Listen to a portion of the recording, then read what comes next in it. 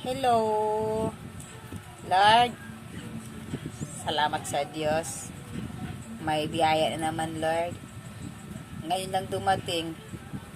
Binigay ng Lord, ang kapitbahay namin, si Oregano or Jolie Organo. Joanne, ang pangalan niya. Nangingisda kasi sila eh. Kanina, yung bunso ko, inutosan niyang maglako ng isda.